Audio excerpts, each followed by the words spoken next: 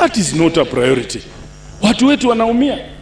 Alafu mtu mwingine kutoka Nandi, senator, na ni rafiki yangu incidentally, anaitwa Cherarige. Watu wameumia sana. Alafu anakuja, unajua yeye amezaliwa KANU, amelelewa KANU, ameenda shule kwa KANU, ako na kasumba ya KANU, hajui uchungu. Watu wetu waliumia kwa sababu ya Moi. Hajui kabisa huyo Cherarige. Ako na kasumba ya KANU. Anasema ati MCA, MP, senator, governor na rais waongezewe miaka kutoka 5 ifike 7. Hiyo ni ungwana kweli? Hiyo ni ungwana watu wabuye? Hiyo sisi tunapinga kabisa. Otherwise, mimi nimesikia historia ya term limit. Wala ambao wanataka kuongeza term limit ni wala ambao wajafanyia wananchi kazi. Wala ambao ni waoga. Wala ambao wanataka miaka ingine.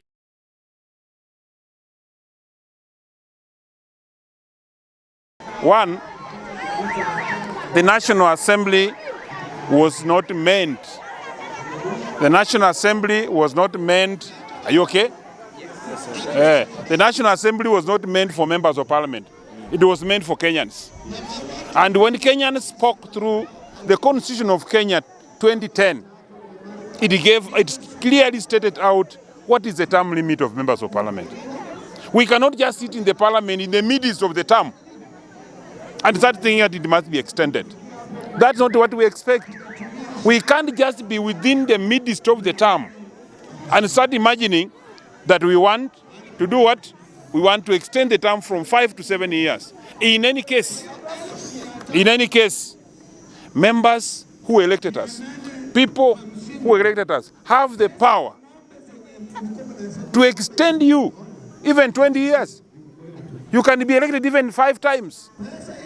After every 5 years, if you're a good MP, if you're a good senator, if you're a good president, you can be elected twice.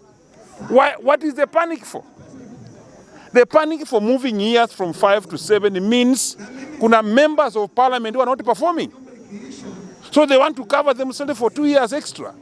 We want to tell them, and I will speak this one, that the Honorable Senator of Nandi, who brought in that petition, who brought in the motion of changing of years, and also he must know that that is a constitutional matter. That is a matter that requires referendum. It is not something that has been turned in parliament. The term limit of an MP or a president is determined by the constitution. If they want to change the constitution, let them write a referendum question. And if they write a referendum question, let them be prepared that Kenyans are not for it. As a member of parliament for Kabuchai, I want to believe that there are very, very important things pressing a Kenyan that are going for 5 years. You look at SHA now, from NSSF, NHIF to SHA or OSHIF. You see, I don't know it. You see, one, those patients who are treated by NHIF, private hospitals are demanding payment. NHIF is dissolved. They have nobody to take to court. They have debts already. You know, once you dissolve NHIF, it's not prosecutable. You cannot sue it. The chief or SHA has no debt with patients and hospitals. You cannot also not sue chief or SHA. You see, that is the dilemma in which we are. The transition clause was never proper. Look at parents now, look at people now in the hospitals. If you don't pay cash, you are not paid treated. Get to know, where did we as a government prioritize facts of health? In the first place, we started going wrong. By doing what? By removing Edu-Afya. Edu-Afya was a scheme of the insurance for students in schools. Whenever they could be sick, they could be treated and insurance was paying. Now it's no longer there. Where are the priorities of Kenya? So if you don't prioritize health, if you don't prioritize education, you know CPC has a problem. If you don't prioritize things to do with development and roads, look at the infrastructure. We are going to prioritize impeachment and 7-year term limit. Why was this parliament elected? That's why I say, as a member of parliament, that we are having a misplaced priorities. Maybe we are reading our manifesto upside down. Where did we go wrong? And also, I'm in church today. Church always preaches for forgiveness. It doesn't preach for impeachment. And I've stood with that for all along up to now. I have issues to hold. I don't need to say them out, but Kenyans have a judgment. We have a judgment after 5 years. Let us be careful with what we do in Parliament. One MP who died, my uncle Peter Kisuya, one time said, he told me that one time if you'll be in Parliament, my uncle, when you make the law in the House, ask yourself a question, that one time you leave that Parliament and be outside, you will face the same law. Is it a good or a bad law? That is what is meant by Parliament. Okay? Should we want to privatize everything in Kenya? Why should we privatize everything? You are privatizing airports, you are privating Zoa Sugar, you are privating Kenya Seed, you want to private KICC, you are talking, what do you want to live? These are things that our younger generation, they want the small kids you see around, they must have for their future. It is a heritage to have KICC. It's our heritage to have Kenya Seed. It's our performance to have our airport. I have seen the best airports in the world performing very well under the leadership of government. Go to Oliver Tambo International Airport, South Africa. It is the best. It's run by South Africa. You see, why do we want to make a contract of 30 years? Even if you give airport 30 years contract to Adani. Adani builds lifts and everything and vehicles and what that lasts.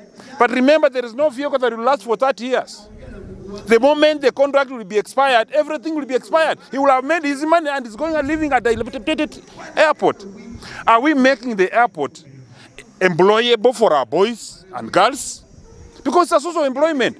Or you are making it very beautiful for tourists. It's a difference.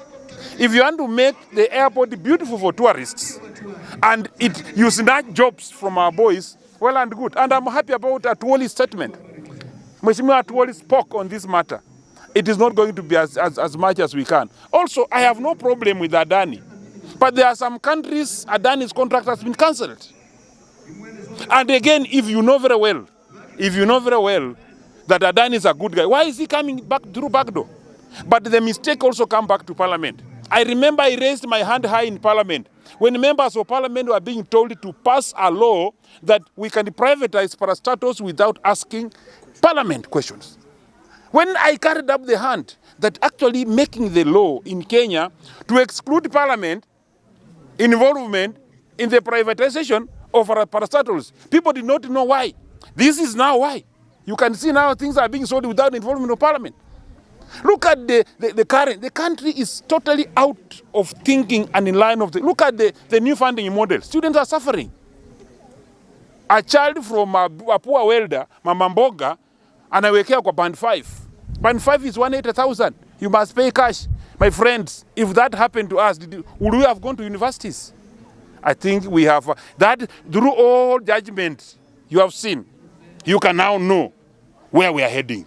And that's why I say that maybe we are reading our priorities in a reverse way. Wote kwamba hakuna mwanafunzi wa form 4 mwenye register for exam anaenda kosa mtihani kwa sababu ya shida zozote. Maybe anaweza kosa ruler ama kosa geometrical set. Ile tunaweza manage, tutasaidiana as an MP, lakini najua siwezi saidia kila mtu.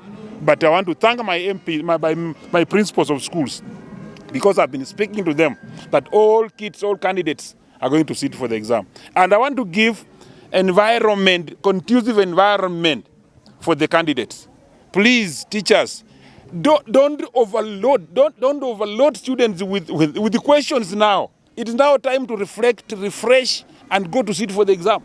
I've just wished my girls here, Kabuchai girls, a very successful exam.